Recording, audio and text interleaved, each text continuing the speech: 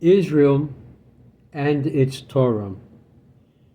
Perhaps nothing better can define what makes the Jewish people Jewish and what makes the people of Israel a chosen people. It must be declared and understood that without Israel's Torah, Israel would not be anybody. Literally, it would just be another people, another nation.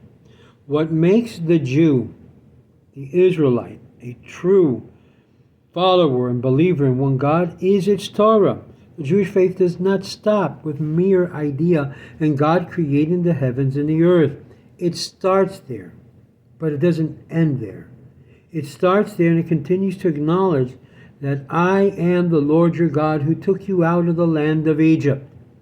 He is a living God who continues to play a role in the universe he created. He is a sovereign God who is concerned about the behavior of the people and conduct of the people he has called into existence.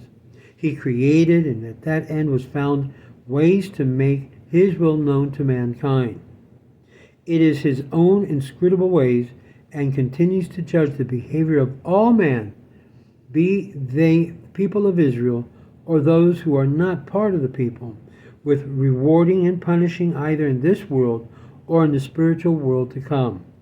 Judaism insists that there is no practical distinction between one who entirely denies the existence of God and one who admits to the existence of God, even to his role in the creation, but denies that God has anything more to do with this world. In other words, the idea that, okay, God exists, but he just basically left his existence alone. He basically abandoned it to its own device. The distinction between such views is purely academic. There is no differentiating implication for human life. In either case, there are no compelling reasons to worship him or to follow in his ways. Central belief to the living God is the Jewish belief that in some spiritual fashion he communicated his will and his commandments to the creatures whom he endowed with free will, but whom he called to be his obedient servant. The very existence of Judaism rests upon the acceptance and the spiritual historical event in which our ancestors participated as a group, as well as upon the acceptance of the subsequent spiritual revelation of the prophets of Israel. This extraordinary historical event I refer to is the promulgation of the Ten Commandments at Sinai, 7 weeks following the exodus of the children of Israel from Egypt. This is what's known as the 7 weeks, or actually the receiving of the Torah at Mount Sinai, which we all celebrate during the holiday of Shavuot. God's will also be made manifest in the written Torah, written down by Moses at the divine prophecy during the 40-year period after which the Exodus took place, side by side with the 5 books of Moses, the Pentateuch in other words.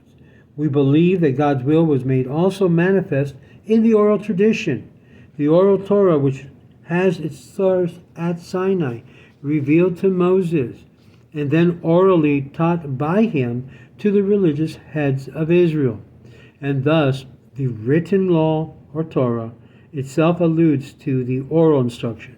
You might ask where? I'll give you an example, Deuteronomy chapter 17.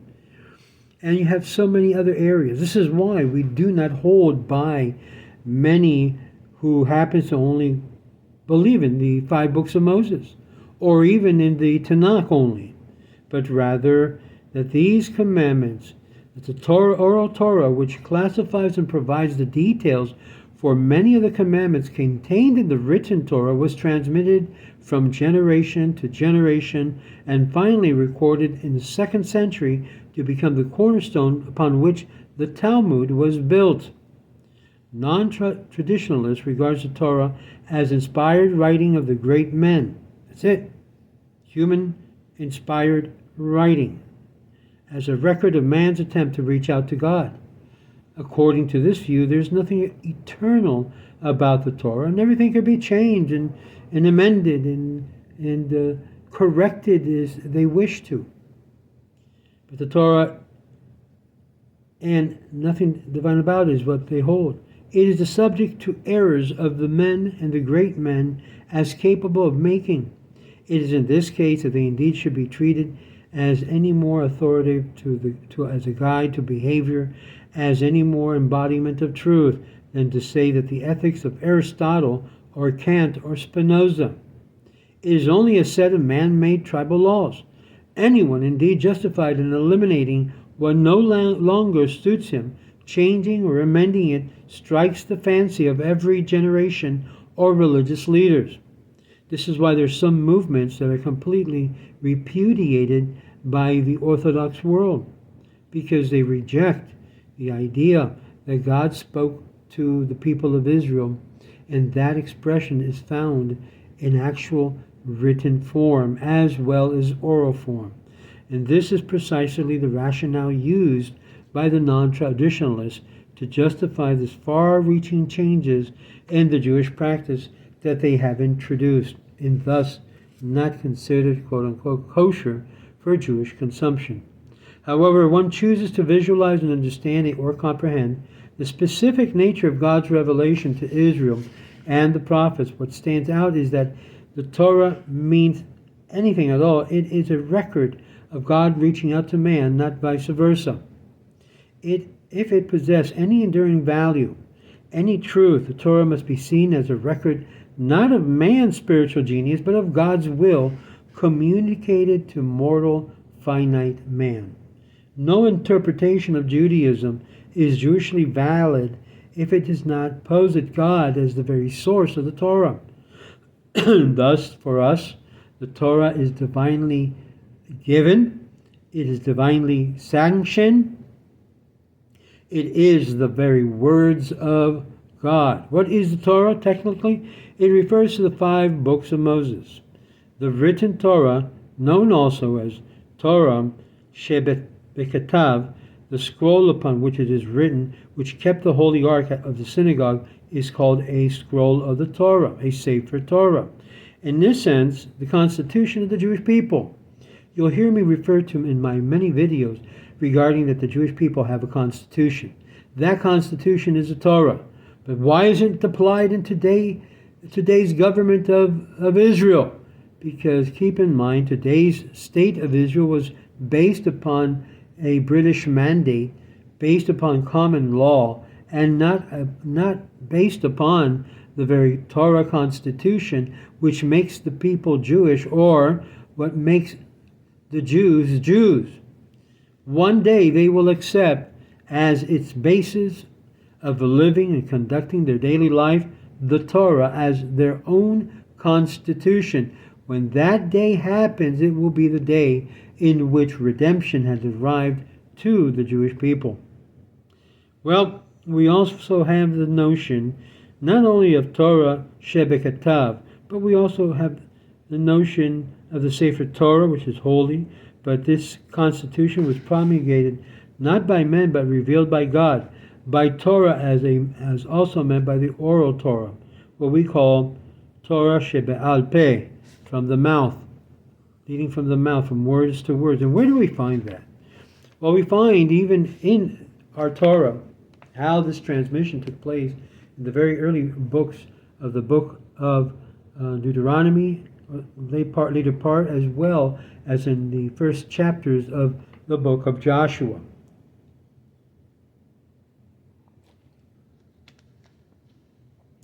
And thus we read also in the Ethics of the Fathers, Pirkei Avot, that which Moses received at Sinai, transmitted to Joshua, or Yehoshua, Joshua to the elders, Zakin, and the elders to the prophets, Navi, or Nevi'im, and the prophets to the men of the great assembly, and so forth, all the way till today. The oral Torah includes a finer points of the commandments that detail the general principles contained in Scripture and the ways by which the commandments were to be applied.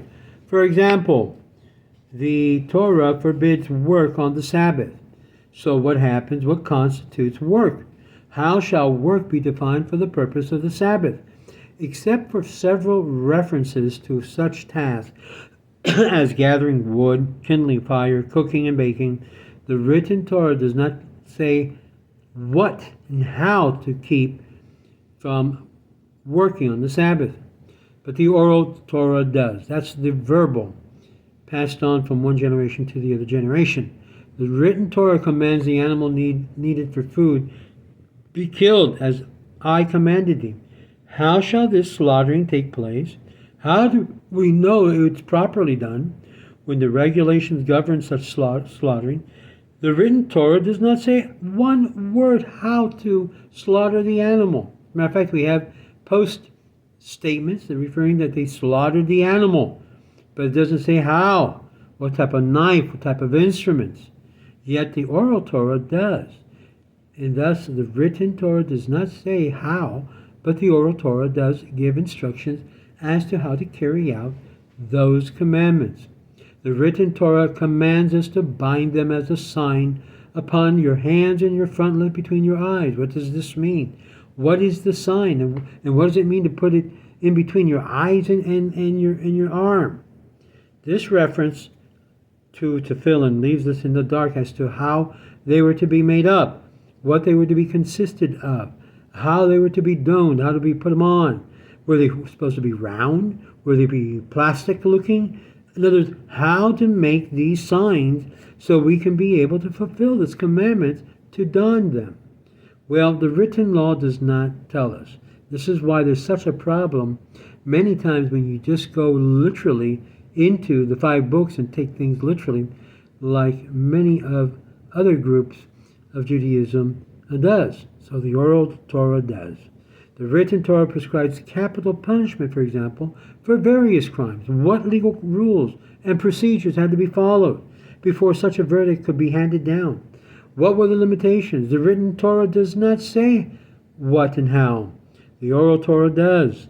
Ultimately, the oral Torah was reduced to writing, and during the 2nd century, the Common Era, it was incorporated in what's called the Mishnah, which turns out to be the very cornerstones of the Gemara, which consists of the monumental records and minutes in the case discussions and the legal debates conducted by our sages. In the Mishnah and in the Gemara together makes up the Talmud. Talmud comes from disciples, Talmid. We'll get into that a little bit later in this series. The Torah, whether written or oral, is the teaching that directs man how to live. Although it speaks primarily to Israel, it has directive for all human beings, all human life. It concerns with every aspect of human life, ritual laws, generally thought of religious observance as only part of the total complex of the commandments, and the commandments of the Torah, its statutes, its regulations, covers the range of human and social behavior. It covers a lot. It becomes the how-to live life on a daily basis. And here we have the commandments of the Torah, its statutes, its regulations, covers the entire range of human and social behaviors. It asserts its jurisdictions in areas of behavior which other religions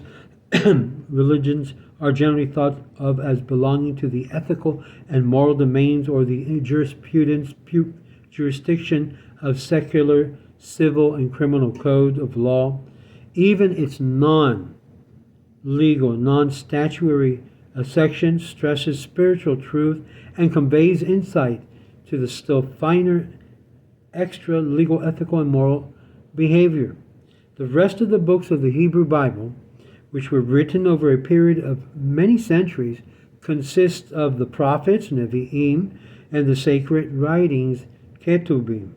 These books convey the teachings of the prophets in the context of Israel's history over a period of over 700 years, and they tell of the prophets' vision and of God's and of their ongoing struggle to promote greater allegiance among the Jewish people and the teachings of the Torah, of their struggles against many false prophets and priests who so often misled the people and turned them away from God, bringing them to the belief of a human being can be God, and the Torah.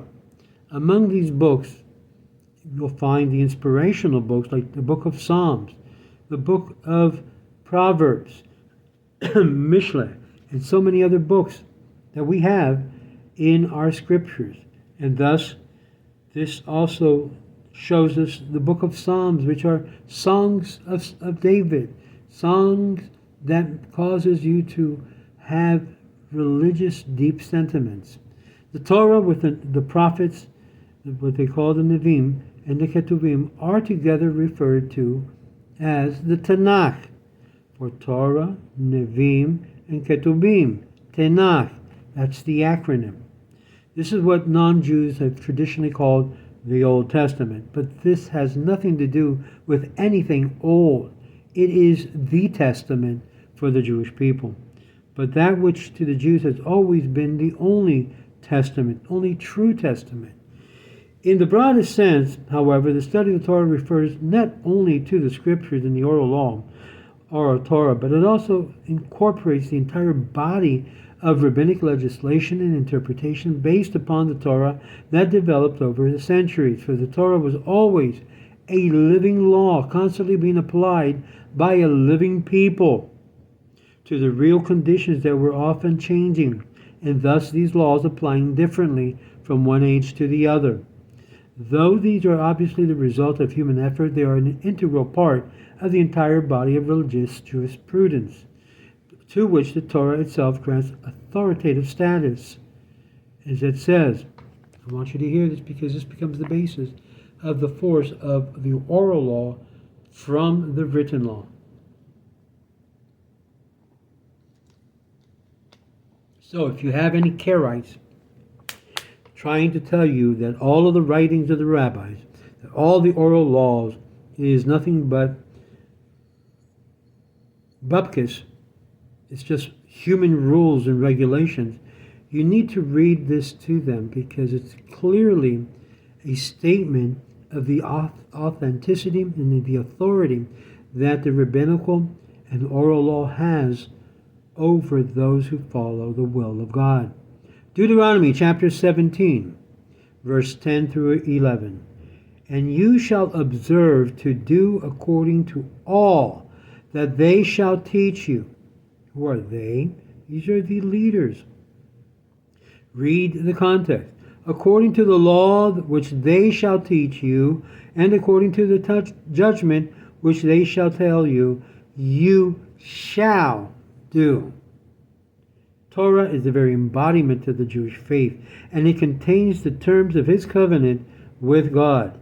It's what makes a Jew a Jew. Interesting enough, many of the pushback that I usually get it from those who are either Karaites or Christians who don't want to subject themselves to the rule of men. And one of the things I tell the Karaites is this passage, and what I also tell to the Christians in particular is even the very words of Jesus goes in contradiction to the today's attitude of many Christians, because Jesus clearly taught that you are to obey everything that the Pharisees and scribes teach you, because they sit on the seat of Moses. What does that mean, sit on the seat? In other words, they sit on the interpretive halakhic application to everything that has to do with God's Word and God's Torah. So if you go against the teachings of the rabbis, the oral law, you're actually going against, if you're a follower of Jesus, you're going against even the teachings of Jesus, which, by the way, many do because of their own ignorance. And thus, this becomes an eye-opening experience. And this is why Judaism is unique, and Judaism does not cater to the isms that we currently talked about. I hope this will open up your mind and heart to be able to get into this idea of what is called, and we will see in the next video, called halacha, which is basically everything that the Jews focus on. It is how to live our life according to the will of God. After all, may it be God's will here, there in heaven as here on earth. That's the whole idea of living a Jewish life. It's to live according to the rules that God has given the Jewish people to live it here in this earthly world. This is Rabbi Moshe Otero. Feel free to write me to Rabbi Moshe Otero at yahoo.com. Be more than happy to answer your questions. Shalom.